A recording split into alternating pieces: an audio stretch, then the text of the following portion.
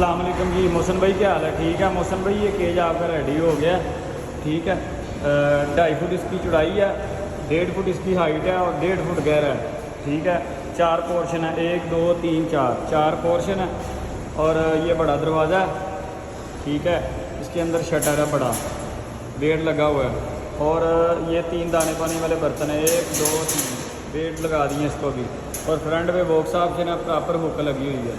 ठीक है, इसी तरह इसके साइड पे बॉक्स ऑप्शन है और डबल फर्श में है, गहरी ट्रे के साथ है। ट्रे भी अच्छी क्वालिटी की है और नीचे टायर लगे हुए हैं, आप चेक कर लें, क्वालिटी आपके सामने। ठीक है, ये आप कार को कराने लगे हैं।